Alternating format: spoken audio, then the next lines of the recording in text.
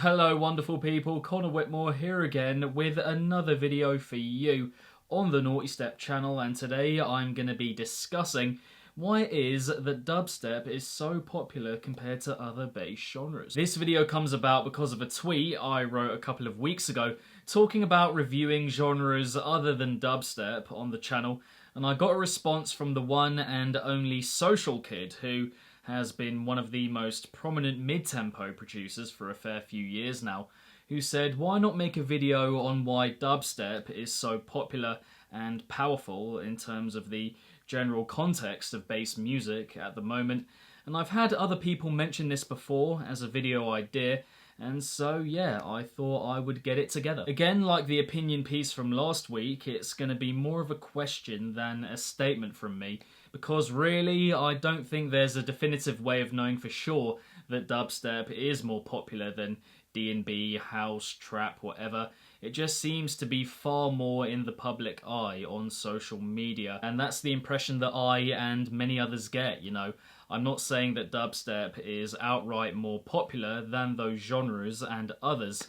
There are likely more fans of house and D&B all over the world, just that they aren't as in the limelight when it comes to the more mainstream coverage of bass music. And arguably the biggest reason for that, my first point here, is the amount of strong dubstep personalities that there are on social media. Less the case with other genres, I think, you know, not as many being that vocal on a large scale, day in, day out kind of thing.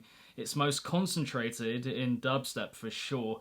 In other genres, that kind of daily hype is nowhere near as much of a thing, from my perspective anyway. And dubstep would have to be the one, I think, that cares most about status and numbers and stuff like that. Not really in a bad way, not necessarily in a bad way, but that does mean turning up on social media every day to keep that going, which is pushing dubstep more and more continually each day.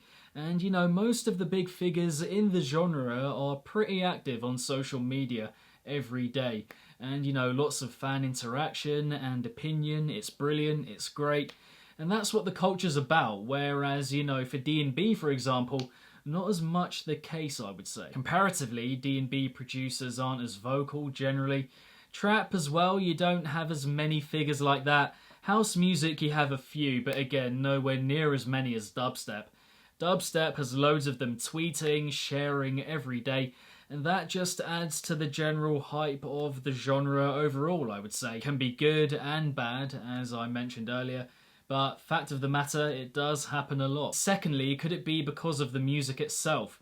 You know, it makes a huge impression with the way it's designed, and a lot of people, I know for a fact, are into bass music solely for the heaviness, and dubstep is the most consistently outright heavy and therefore reliable style in that way across its many sub-genres. The genre you think of most when talking about drop culture, dubstep has indeed become the poster genre for that. Loudest, most ostentatious, most angry, and most statement-making as well in terms of its delivery overall. If you want devilish electronic music with a emphatic appeal, then it is the most reliable go-to, dubstep. I don't think anyone could deny that. Music that is also very suited to trailer and ID culture, you know, with massive builds and huge drops and compact and to the point numbers. And that is hype, you know, that's extra hype on top of everything else. And that just isn't as much of a thing in D&B, house, trap, whatever.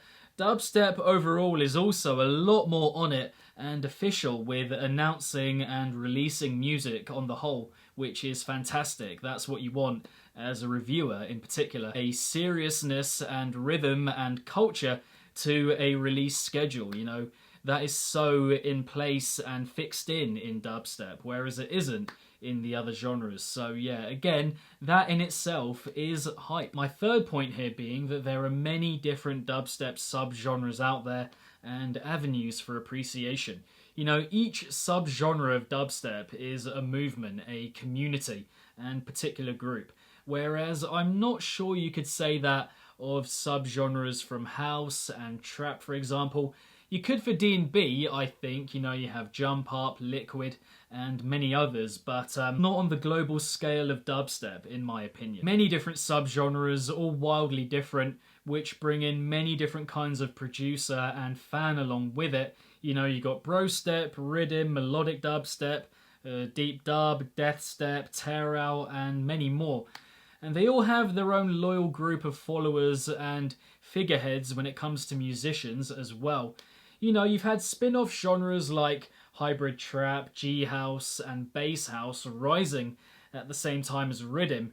But they are just that, you know, spin-offs. They're cool and interesting as developments of their parent genre, but not the sort of thing to bring in, you know, drastic change and cultural change to lure in millions of followers and fans. Which is what rhythm has done, you know, it's such a specific attitude and approach. More than merely a variant of its parent style, dubstep. It's something new and completely different, which is what makes people gravitate towards it so easily. Point 4, is it because of Skrillex and other figureheads like him who have engineered the modern dubstep explosion? You know, people in America, Canada, Australia, South America, and parts of Europe are still obsessed with him. The leading figure, I think, in bass music, and not just dubstep. Comparatively, people like Andy C in D&B, for example, a popular figurehead for that style of music, and also people like Murdoch, who founded Rampage Festival, for example. The idolization of them is strong, but nowhere near as strong as Skrillex and Excision and Schism, just to name a few again. And also for D&B, it's kind of confined to D&B when you are worshipping those kind of people like Andy C and Murdoch, whereas when it comes to dubstep and their biggest figureheads, if you will, I think it stretches more into bass generally and other genres beyond that. For D&B and other genres, the reach just isn't as big. It's concentrated in Europe and specific countries more than the whole world, I would say. Or maybe none of this is the case, and dubstep isn't as popular as many may think.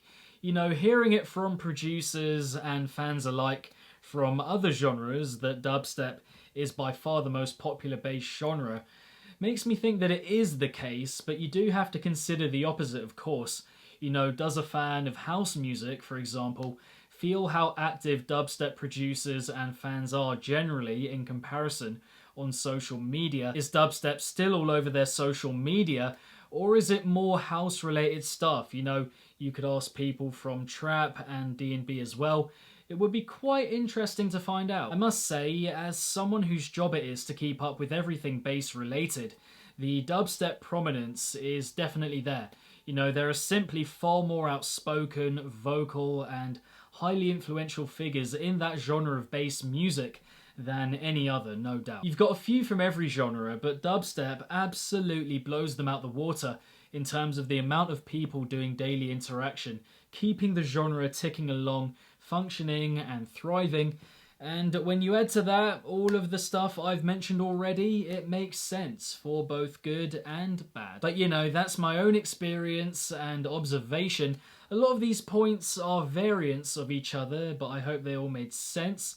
Maybe different for others, and that's why I want to get you guys involved as well. I would love to know your thoughts on this one, whether you're a fan of dubstep or not really. I would love to know what you think. Drop your thoughts down below. But beyond that, keep it naughty. If it's naughty, then you know. And I will see all of you legends in the next one. Peace out.